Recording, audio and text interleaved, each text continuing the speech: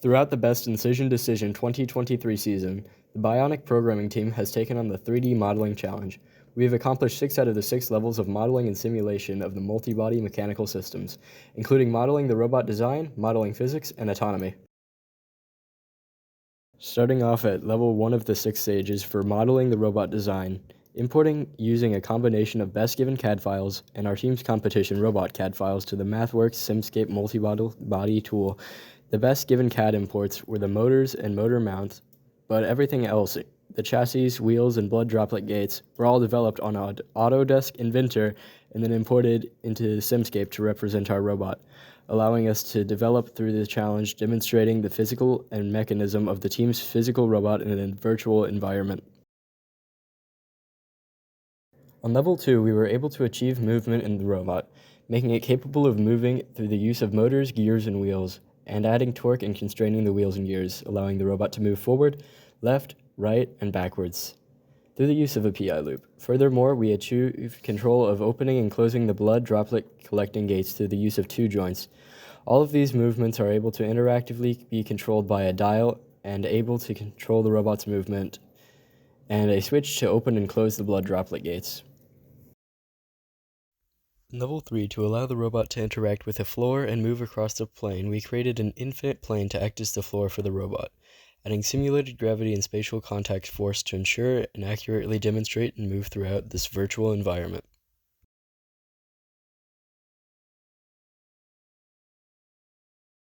Level 4 was composed of having a wall and a small cubic object acting as a blood droplet.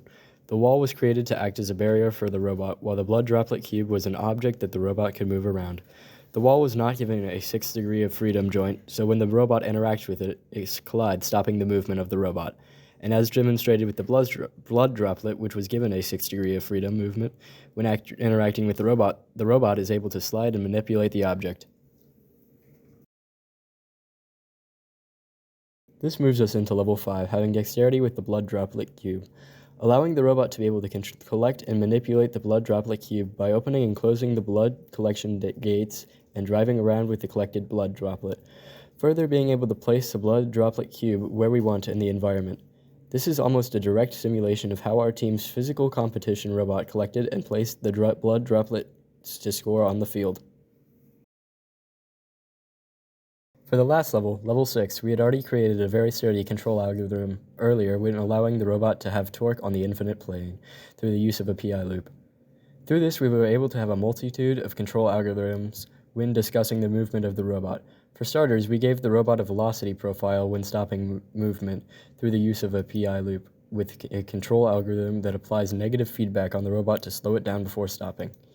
This was created with the idea in mind that the robot stopping immediately after putting it to a torque of 0 was not a real-world-like scenario, so the algorithm's stop profile, by slowing down to a stop, is more accurate and appealing to a real-world scenario. Another control algorithm that allowed us to have different speeds and give the robot the correct torque to maintain the velocity through the use of another PI loop that calculated the torque based on the initial velocity given. This allowed us to have more freedom with the movement and speed of our robot.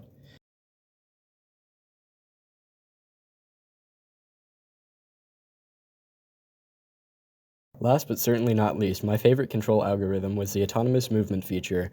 Through the use of a state flow chart, the robot is able to move to a specific location given to it. The robot autonomously navigates to this location in the simulation. The location it was given is demonstrated using a red cube-like object, which, as shown, the robot reaches that point without any human contact. To conclude, we are very proud of all that we have accomplished, completing 6 of the 6 levels of the challenge.